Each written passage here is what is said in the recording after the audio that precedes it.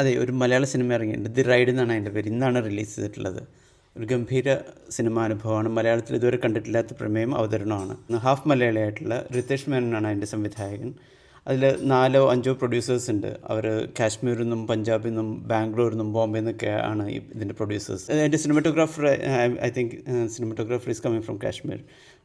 അവരെങ്ങനെ ഇത് എക്സിക്യൂട്ട് ചെയ്തു എന്നുള്ളത് വളരെ അത്ഭുതമാണ്. കാരണം വെച്ചിട്ടുണ്ടെങ്കിൽ അത്ര നല്ല പെർഫോമൻസാണ് എല്ലാവരുടെയും. അത് താരങ്ങളില്ല എന്നുള്ളതാണ് അതിൻ്റെ. അതായത് ശ്രീകാന്ത് മുരളി, പ്രശാന്ത് മുരളി, മാല പാർവതി, അവർ സുധി കോപ്പ, ആൻ ശീതൾ, അവരെനിക്ക് തോന്നുന്നു 2-3 സിനിമകളിൽ മുൻപ് നമ്മൾ കണ്ടിട്ടുണ്ട്. ഗോപിക മഞ്ജുഷ പറഞ്ഞിട്ടൊരു കുട്ടി, അവർ എനിക്ക് തോന്നുന്നു ഇൻസ്റ്റയിലൊക്കെ ഒരുപാട് ഫോളോവേഴ്സൊക്കെ ഉള്ളൊരു കുട്ടിയാണ്. ഹരീഷ് ഉത്തമൻ, അങ്ങനെ സിദ്ധാർത്ഥ് ബാബു മൂൺ വാക്കിലുള്ള, അങ്ങനെ കുറച്ച് ആക്ടേഴ്സ്. പക്ഷേ ഗംഭീര പ്രകടനം. It's like A ride. അത് അതിൻ്റെ ട്രെയിലർ കണ്ടിട്ടുള്ളവർക്ക് മനസ്സിലാവും.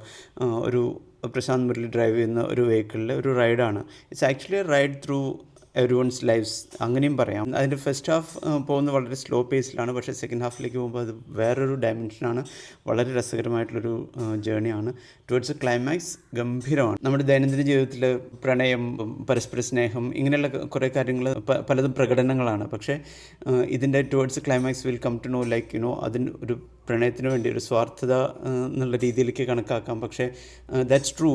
When it happens true what will happen, അങ്ങനെയുള്ള കുറച്ച് കാര്യങ്ങൾ. അതിന് ഒരുപാട് ഡെറിവേഷൻസ്, ഒരുപാട് ലെയേഴ്സ് നമുക്ക് ചകഞ്ഞെടുക്കാൻ പറ്റും. അതതിൻ്റെ ഒരു ബ്യൂട്ടി.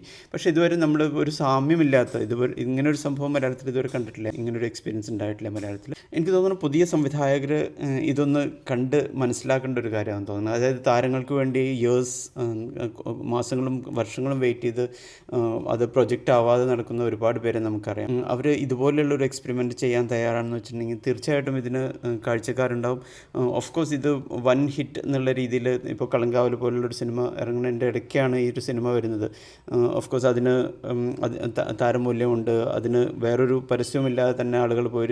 ഇപ്പോൾ തന്നെ ടിക്കറ്റ്സ് നോക്കുമ്പോൾ മിക്കവാറും ഹൗസ്ഫുള്ളാണ്. പക്ഷേ ദി റൈഡ് പോലെയുള്ളൊരു സിനിമയുടെ ഒരു ബ്യൂട്ടി പറഞ്ഞിട്ടുണ്ടെങ്കിൽ അതിൻ്റെ ഏറ്റവും പരിമിതമായിട്ടുള്ള, ഏറ്റവും ലളിതമായിട്ട് ഒരു കഥ പറയുന്നു. സോ കോൾഡ് താരങ്ങളില്ല. എല്ലാ ആക്ടേഴ്സും നമുക്ക്, മിക്കവാറും ആക്ടേഴ്സിനെ നമുക്ക് പരിചയമുണ്ട്. പക്ഷേ അവരെ പെർഫോമേഴ്സായിട്ട് കണക്കാക്കി അവരുടെ ഏറ്റവും ബെസ്റ്റ് പെർഫോമൻസ് എങ്ങനെ എടുക്കാം, അത് ഭയങ്കര ഇൻട്രസ്റ്റിംഗ് ആയിട്ടുള്ളൊരു സംഭവമായിട്ട് എനിക്ക് തോന്നുന്നു. കാരണം വെച്ചിട്ടുണ്ടെങ്കിൽ ഇതുപോലെ മലയാളികളല്ലാത്ത crew members, like cinematographer, like south Indian ആണെങ്കിൽ അറ്റ്ലീസ്റ്റ് ഒരു ആ രീതിയിലെങ്കിലും മനസ്സിലാക്കാം. അങ്ങനെ പോലും അല്ലാത്ത സിനിമറ്റോഗ്രാഫർ, ആ ഒരു ക്രൂവിലുള്ള പല ആളുകൾ, producers of course from other states and even from the north, director half Malayali. So കമ്മ്യൂണിക്കേഷനും എങ്ങനെ അത് പെർഫോമൻസ് ഇത്ര ഗംഭീരമായിട്ട് ചെയ്യിച്ചെടുത്തു എന്നുള്ളത്. ഏറ്റവും മിനിമൽ ലൊക്കേഷൻസുമാണ്, പക്ഷേ അതിൻ്റെ ഒരു ബ്യൂട്ടി ഉണ്ട്.